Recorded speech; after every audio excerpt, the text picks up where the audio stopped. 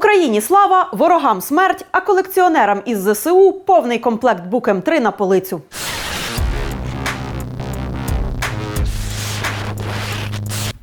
Це Бігус.Інфо і наша рубрика «Вража техніка». У ній ми з моїм колегою Вадимом Коршенком розповідаємо про залізо російської армії. Не для того, щоб ви повтичили у веселі картинки, а для того, щоб ви допомагали нашим військовим знаходити і нищити ворожу техніку. Або віджимати за можливості. Нам нічого зайве не буде. Допомогти військовим сьогодні може кожен цивільний. І це не складно. Треба оперативно повідомляти наших захисників про те, де стоять і куди рухаються ворожі танки, БТРи, РСЗО та інша техніка. Повідомляти про ворожу залізяку можна у спеціальні чат-боти в Телеграмі. Лінки на них ви знайдете в описі до цього відео. Наприклад, Stop Russian War Bot, який у перші ж дні вторгнення запустила СБУ. Служба безпеки регулярно звітує і дякує вам за наводки. Так тримати. Ще один чат-бот «Є ворог», запущений командою Мінцифри. До нього надійшло уже понад 250 тисяч повідомлень. Люди, ви неймовірні. В одному місті рух колони російської техніки з 2 вулиць знімали майже з кожного будинку. Такого 3D-кінотеатру орки явно не очікували. А от військові дуже вдячні вам за квиток у перший ряд. Як і за 3 десятки повідомлень із геолокаціями російських РЛС-ок. Сьогодні поговоримо про протиповітряну оборону. За ці 2 місяці ми звикли говорити ППО у позитивному ключі. Наше ППО збило російський літак. Наше ППО захистило наше місто від російських ракет. Але тут от яке діло. У російської армії теж є ППО. І це вже загроза для наших літаків і перешкода для наших ракет. А тому що? Тому ворожі комплекси протиповітряної оборони, так само як танки, БТРи і РСЗО, мають бути знайдені і мають бути знешкоджені. Тому сьогодні про москальське ППО. А ще наприкінці буде маленький бонус. Швиденько пробіжимося по артилерії. З одного боку, це важлива техніка, про яку ми не можемо не розповісти. Тому все ж пробіжимося. З іншого боку, суто москальської арти не так уже й багато, щоб робити про це окремий випуск. Тому пробіжимося швиденько. Але спершу про ППО. Останнє, перед тим як почати, нагадаю важливий момент. Якщо ви зараз про якийсь комплекс не почуєте, це не значить, що в орків його немає або ми про нього забули. На озброєнні і у нас, і в РФ лишається багато совкової техніки. Розрізнити її часто буває складно. В польових умовах виручають тільки путінські наколки Z і V. Тому ми в наших оглядах розповідаємо про суто російську техніку, якої у нас на озброєнні немає. І саме тому кожен з вас точно може навчитися її відрізняти. Відрізняти як щось, про що терміново треба повідомити військовим. А тепер погнали. Зенітна самохідна установка «Шилка М4». Назва походить від річки на Забайкаллі, але до води ця штука стосунку не має. Це радянська зенітна самохідна установка, призначена для прикриття наземних військ і знищення повітряних цілей, що працюють на невеликій висоті. Простими словами, збиває літаки, вертушки, БПЛА та крилаті ракети на відстані у 2,5 кілометри та на висоті у 1,5. В Афгані шилку використовували також для прикриття колон техніки. Завдяки широкому куту наведення по вертикалі і темпу стрільби у майже 3,5 тисячі пострілів на хвилину, шилка виявилася ефективною навіть в умовах гірської місцевості. Наразі в армії РФ є щонайменше 270 таких установок. Декілька більш старих моделей у нас уже встигли затрофеїти. Але є проблема. Такі старі шилки є і у нас. А от чого у нас немає, так це російської модифікації М4. Із загального виглядає шилка як гусеничне шасі, на якому встановлено велику і пласку башту, яка крутиться на всі 360 градусів. На башті є гармати і РЛС. Гармати 23-мм, і їх 4. Власне, звідси і пішла технічна назва установки – 23х4. А РЛС, тобто радіолокаційна станція, це ота кругла байда позаду. Конкретно модифікацію М4 відрізняє комплекс «Стрілець». 2 таких комплекси стоять позаду на башті. Кожен комплекс – це пара ПЗРК «Ігла», тобто загалом 4 їх у задній частині. Завдяки ним модифікована шилка цілить аж на 5 кілометрів та на висоті у 3,5 кілометри. Зенітний ракетно-гарматний комплекс «Тунгуска М1». Ще одна річка у сухопутному озброєнні. Москалі ніколи не були оригінальними. Тунгуски з'явилися у 70-х через те, що потужностей шилки уже не вистачало. Треба було щось більш ефективне для ППО ближнього радіусу дії. Наразі ці установки є на озброєнні у десятка країн. Конкретно у РФ їх понад 250. І це тільки офіційно в строю, а що там по консервах – не ясно. Раніше Росія активно використовувала їх у Чечні, тепер притягла і до нас. Більш старі версії уже успішно палять і трофеять наші військові. Але проблема ідентифікації така ж, як і з шилкою. Старі версії у нас теж є. А от чого у нас точно немає, так це модернізованої версії Тунгуска М1. Вона може ракетами вражати повітряні цілі на відстані близько 10 кілометрів. М1 була поставлена на озброєння РФ у нульових. Багато йшла на експорт, але не до нас. Із загального, Тунгуска, як і шилка, це гусеничне шасі плюс башта з озброєнням, яка крутиться на всі боки. Її, в принципі, навіть на фото рідко можна побачити у, так би мовити, стаціонарній позі. Тому краще продивіться побільше фото у різних ракурсах. Вживу це не буде як у музеї. Башта довга, але вузька. Попереду неї стоїть велика кругла РЛС, а по обидва її боки по парі спарених 30-мм зенітних гармат. І ще по 4 труби. Це пускові установки зенітних ракет. Позаду знаходиться антена. Ось так вона стирчить, коли активна, а ось так висить, коли складена. Саме антена станції виявлення та цілевказання допоможе відрізнити старі версії Тунгуски від М1. Російська М1 має антенну еліпсоподібної форми. Наші старі Тунгуски та старіші за М1 російські модифікації мають антени прямокутної увігнутої форми. Також важливо розуміти, що Тунгуска М1 – це не одна машина, а комплекс. До основної установки ще додаються машина ремонту і техобслуговування і ТЗМ, тобто транспортно-заряджальна машина. От ТЗМ точно запам'ятайте. Зенітний ракетно-гарматний комплекс «Панцирь». Да, ребята, отжали у русских братів от такий апарат. Трохи він стоїть денег, мабуть. Трохи, навірно. Від 15 мільйонів доларів коштує один такий апарат. Називається «Панцир». Російський зенітно-ракетно-гарматний комплекс ближнього радіусу дії. Ну як ближнього? Заявлена дальність 20 кілометрів, у деяких версій до 40, і висота 15 кілометрів.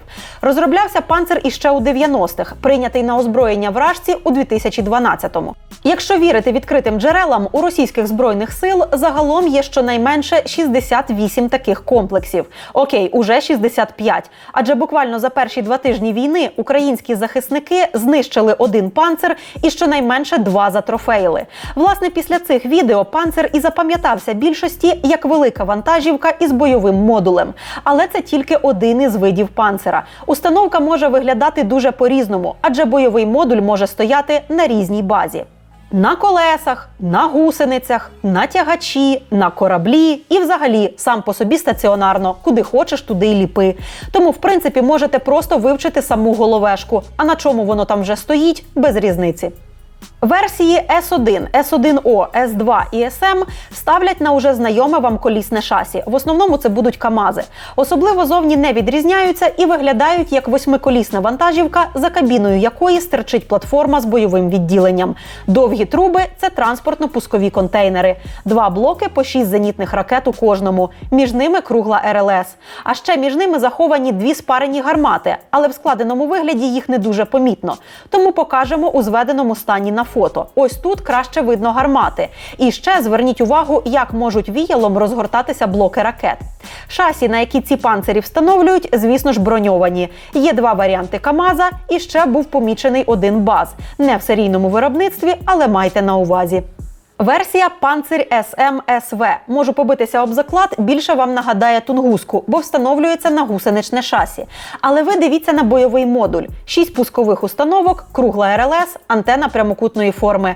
База інша, але зовні це той же бойовий модуль, що й на КАМАЗі. Версія «Панцирь СА». Білий камуфляж, бо це так звана арктична версія. Але чим Шойгу не шуткує. Бойове відділення доповнили. Замість 6 ракет тут у кожному блоці їх по 9. А стоїть воно на шасі дволанкових транспортерів ДТ-30. Такого типу «Панцирі» у нас поки не були помічені, але тягач ДТ-30 уже попадався. Тому варто мати на увазі, бо перефарбувати, знаєте, діло не хитре. Зенітний ракетний комплекс «Бук». Навіть якщо ви ніколи не цікавилися системами ППО, ви точно знаєте про буки. Хоча б завдяки катастрофі MH17, коли влітку 14-го саме з російського бука на Донбасі збили пасажирський Боїнг. Є багато модифікацій цього комплексу. Загалом у орків на озброєнні щонайменше 430 одиниць різних буків. Скільки ще може бути розконсервовано, невідомо. Оскільки розробка ще радянська, деякі версії мають і їхня, і наша армії. Наприклад, бук та бук М1, що можуть відпрацьовувати по цілям на відстані до 25 і 30 кілометрів та на висоті 25 і 22 кілометри відповідно. Але є ще постсовкові модифікації, які до нас не імпортували. Наприклад, бук М1-2. Ця установка цілить на відстань 45 кілометрів та на висоті 25 кілометрів. Їх у російської армії щонайменше 200 одиниць. База – шестикаткове гусеничне шасі. На ньому модуль з радіолокаційною станцією та пусковою установкою. В установці 4 оголені ракети, а сам модуль здатен обертатися на 360 градусів.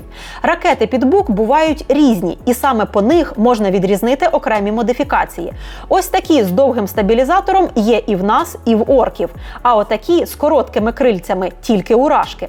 Як і у випадку з Тунгускою, бук М1-2 – це комплекс. Окрім основної самохідної установки, туди ще входить пускозаряджальна. Вона не обладнана РЛС. На місці станції тут 4 додаткові ракети. Відтак на горбу вона їх тягне аж 8. Вона їх, до речі, може ще й сама запускати, але для цього має працювати у парі зі станцією виявлення та цілевказання. Тому запам'ятайте і такий варіант. Ще одна суто москальська модифікація – бук М2. На озброєнні у рашки вона з нульових. Наразі російська армія має щонайменше 90 таких установок. Заявлена дальність – до 50 кілометрів, а висота – до 25. М2 досить просто відрізнити від старіших буків, які є і у нас. Зробити це можна по 3 характеристиках. Перша – уже знайомі вам ракети з короткими крильцями. Друге – плита на кінці РЛС у вигляді своєрідного восьмикутника. Третє – катки. На М2 вони без малюнку. А, і якби кому цікаво, хороші узькі у буках сидять отуто. Люки для екіпажу знаходяться під хвостами ракет. Ну і найновіший бук М3. На озброєнні сухопутних орків із 2016 року, щонайменше 60 одиниць. Б'є на 70 кілометрів у далечінь і до 35 кілометрів у висоту. Відрізнити М3 від старіших буків теж доволі просто. Замість оголених ракет стоїть уже 6 труб, тобто ракети помістили у транспортні контейнери. Окрім цього, є версія без РЛС, кількість ракет у контейнерах якої зросла до 12 одиниць. У ранніх версій шасі на 6 катків, у свіжіших – на 7. Окрім, власне, вогневої установки, у комплексі є ще ось таке. Командний пункт – гусенична машина з великою головою і виїмкою позаду, схожою на сходинку. Радіолокаційна станція, точно запам'ятаєте завдяки величезній антені. Станція виявлення і цілевказівки, аж отак може висунути радар. Ну і пускова установка, яка тягне ще 12 ракет. Не ігноруйте цей список, ми не просто так навалюємо вам побільше картинок. Складові частини комплексів часто знаходять окремо. Оце підбитий ЗСУ командний пункт від бук М3, а оця потеряшка – зарядна установка від бук М1-2. Ніколи не знаєш, яка із серії іграшок трапиться в твоєму кіндері. Зенітний ракетний комплекс «Тор». Так, це саме Тор тягнула перша тракторна бригада на уже давно вірусному відео про трофейну російську техніку. І оце теж був Тор. І це. І це теж. Тор – це ЗРК, який прийняли на озброєння ще при Совку у 80-х. Зокрема, у російської армії їх налічується 130 з гаком різних модифікацій. Загалом комплекс виглядає як великий жук. Гусеничне шасі, на якому стоїть горб, у якому, власне, і сховані ракети. Дах цієї надбудови складається з 4 блоків з кожного боку. Попереду стоїть РЛС, схоже на квадратну плиту із круглою випуклістю, а позаду розмашиста антенна. Перші генерації цієї техніки є і у нас. А от Тор М1 і Тор М2 з їхніми різновидами у нас вже не було. Відрізнити російські комплекси можна по катках і по люках. У наших торів по 6 катків з кожного боку, у нових рашистських модифікацій по 7. Люки на боках по-різному скомпоновані. У старих торів, які є і у нас, і в Рашки, вони заокруглені і розташовані ось таким чином. А в нових рашистських М1 та М2 вони гострі, і їх з обох боків більше, і згруповані вони інакше. Поки ви роздивляєтеся, як саме, я нагадаю, що текстові версії наших оглядів техніки з усіма цими картинками доступні на сайті Bihus.info. Самі москальські тори теж між собою різняться. Наприклад, М1 та М2 можна відрізнити ззаду. У М2 праворуч на дупі стоїть короб, схожий на блок від кондиціонера. До того ж, доволі просто запам'ятати та ідентифікувати ті москальські тори, які встановлені на некласичну базу. Наприклад, у тора теж є арктична модифікація – Тор М2ДТ, на вже знайомому вам тягачі ДТ-30. Таких у орків десь дюжина. А ще є на колісній основі Тор М2К. Його возить білоруський тягач МЗКТ-6922. Це експортна версія, але ми тут теж експортними стугнами по танках фігачимо, тому краще запам'ятайте і такий варіант. Зенітний ракетний комплекс «Вітязь». Новий зенітно-ракетний комплекс, який став на озброєння російської армії буквально 2 роки тому. Розроблявся він на заміну старим букам і ЗРК С-300. Заявлено, що «Вітязь» збиває літаки на відстані 60 км та на висоті 30 км, а ракети на дальності в 30 км і на 25 вгору. Скільки таких комплексів уже склепав москальський ВПК, не ясно, але заявлено було, що до 27-го року збираються поставити в армію 12 таких комплексів. До речі, так, «Вітязь» – це не одна машина, а комплекс. У комплекс входять такі складові. По-перше, власне пускова установка. На 4-вісному шасі БАЗ встановлено блок із 12 трубами. Це транспортно-пускові контейнери, у яких знаходяться ракети. 2 ряди по 6 штук.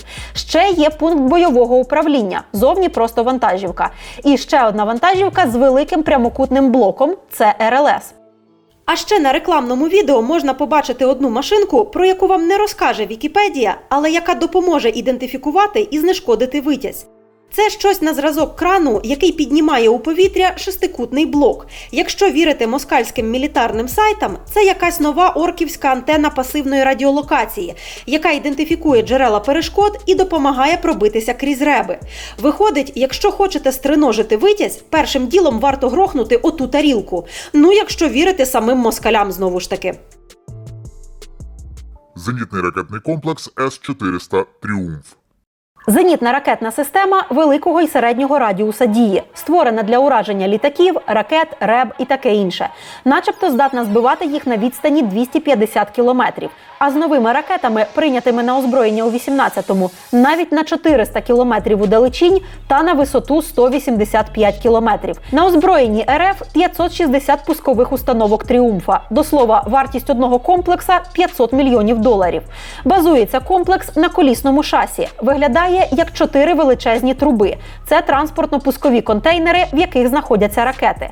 Проблема з ідентифікацією полягає у тому, що їх майже неможливо відрізнити від радянських С-300, які є на озброєнні і нашої армії. Що той комплекс, що той можуть стояти на МАЗах. Але є вірогідність зустріти С-400 на шасі БАЗ або навіть на МКЗТ. І от таких у нас точно немає. Ось так виглядає С-400 на МАЗі, ось так на базі і ось так на МЗКТ. І ще раз, останні 2 у нас не ставлять. А тепер обіцяний бонус – москальська арта. Коротко і про головне. Хоста. Таких у армії РФ понад 50. В основі лежить радянська гвоздика, яка є і у ЗСУ. Як їх відрізнити? Ствол гармати Хости – абсолютно рівна труба, на кінці котрої дульне гальмо у формі метелика. У гвоздики натомість на стволі є потовщення – це ежектор, пристрій для продувки від порохових газів. А от метелика на краю немає. МСТА-С – самохідна артилерійська установка. У орків понад 800 таких на озброєнні і ще купа на зберіганні. За даними Головного управління розвідки Міноборони, Росія зараз розконсервовує такі десятками. МСТА-С виглядає як гусеничне шасі з великим горбом. У горба є гармата на, скажімо так, підставці, по 3 димовушки обабіч і ще кулемет. Мста радянська, тому старі версії є і в нас. Але у москалів є ще дві нові. Ось це М1, відрізняється наявністю супутникової антени. А оце М2, вона має зубчаті бортові екрани, а ще маленькі ручки на противідкатних пристроях гармати. Коаліція СВ. Шасі буде вам схоже на Мста версії М2 через зубчаті екрани, але тут інша гармата. Дульне гальмо видовжене, має 5 прорізей. Противідкатні пристрої утворюють єдиний блок біля основи гармати. Башта теж схожа на Мста С, але димовушки ніби як збоку і ще по 3 на даху. Самохідний міномет Нона СВК. Є така і у нас, але згідно з даними відкритих джерел, аж 1 штука. Ну і ще тепер плюс 1 трофейна. Побудований на базі БТР-80, тільки верхню частину бічних люків заварили, а згори поставили ось таку величезну башту. Коротше, бачите БТР з не БТРівською баштою – це воно. До слова, огляд БТРів за лінком угорі. Самохідний міномет Тюльпан. Радянська техніка, але у нас на озброєнні відсутня. Відрізнити зможете по гігантській опорній плиті, якщо дивитиметеся ззаду, та величезній трубі зверху, якщо дивитиметеся боком. Спрут СД призначена для того, щоб її скидали разом з десантурою. В основі установки подовжене шасі БМД 3х4 на 7 катків, на яке поставили башту із, по суті, переробленою танковою 125-мм гарматою. А зараз невеличкий відступ, якраз про БМД. Дуже тематичний відступ і страшенно важливий. Наші колеги з каналу Інфокар, які до початку повномасштабного вторгнення займалися оглядами автомобілів, зараз в перервах між, власне, боями, як і ми, знімають важливе про бронетехніку. І от нещодавно Павло Кащук заліз у віджату в окупантів БМД-4 і знайшов дуже паршиву історію про те, як одна європейська країна допомогла Росії проапгрейдити її бронетехніку, яка тепер вбиває українців. Переповідати все не буду, бо це треба побачити. Плюс це треба поширити і розповісти максимальній кількості наших західних партнерів. Здравствуйте. Сейчас я хочу показать вам одну очень маленькую, но очень важную деталь в этой огромной и страшной войне. И я очень надеюсь, что это видео посмотрят граждане европейских стран и политики западных государств. Потому что сейчас я хочу показать, как обход санкций, введенных против России в 2014 году, повлияли на судьбу одного человека. Сейчас мы находимся на свалке автомобилей, собранных с улиц Бучи, расстрелянных, взорванных, уничтоженных россиянами. И в большинстве из этих машин, к сожалению, погибли гражданские люди. Но вот эта машина, она особенная, хотя внешне и не скажешь. Здесь на пассажирском месте сидела женщина, ее тело нашли без головы, голова была фактически взорвана. Там находится ее кошка или кот до сих пор здесь, спустя уже несколько недель после трагедии. Я очень надеюсь, что другие пассажиры, среди которых точно были дети, судя по игрушкам, может быть, супруг за рулем, выжили. Но сейчас не об этом. Здесь сзади хорошо видно, что автомобиль был уничтожен с помощью стрелкового оружия, и от этого погибли люди в том числе. Но интересно не отверстие от калибра 7,62 из пулемета, а вот эти вот 1, 2, 3, 4 дырки, полученные в результате попадания сюда 30-миллиметровой пушки, которая установлена на российских бронированных машинах. Именно вот эти снаряды фактически взорвали человека внутри, но интересно здесь другое. Интересно то, насколько кучно и точно велась стрельба. Если посмотреть на выходящие отверстия с другой стороны, то можно сделать вывод, что делалось это не в упор, а с немалого расстояния. И вот у меня возник вопрос, когда я впервые увидел эту машину, которая стояла на въезде в Бучу из Гостомеля. Каким образом старая, фактически еще постсоветская техника с отвратительно подготовленными российскими солдатами могла стрелять настолько точно? Но ответ мы получили вскоре там, в Ворзеле, где нашими войсками после отхода российской армии были захвачены трофейные машины БМД-4. Эти машины начали производиться и стали на вооружение в 2015-16 годах, то есть уже через 2 года после начала войны в Украине и, соответственно, после введения тех самых санкций, не позволяющих продавать стране-агрессору военные технологии. Сама по себе БМД-4 не представляет собой ничего суперсовершенного или современного. Это хорошо переработанная БМД-3. Как видите, здесь та самая 30-миллиметровая пушка. Но самое интересное здесь – система управления огнем. которая и позволяет этой боевой машине стрелять настолько точно и кучно, независимо от погоды, ветра или даже времени суток. Так вот, компоненты и технологии для этой системы проданы Российской Федерации французской компанией Thales. Вот эта тепловизионная камера с абсолютно нерусским именем Катрин FC позволяет наводчику отлично видеть свою жертву с нескольких километров, даже ночью. Собирается она якобы на российском заводе в Вологде по лицензии, то есть по французским чертежам из купленных у французов компонентов. И это лишь одна из многих схем, позволяющих западным компаниям обходить эмбарго и продолжать снабжать российскую армию зла самыми современными военными технологиями. Конечно же, не без участия правительств, смотрящих на все это сквозь пальцы. Возможно, просто не задумываясь о том, к чему все это приведет и во сколько обойдется. Причем не только Украине, но и всему миру.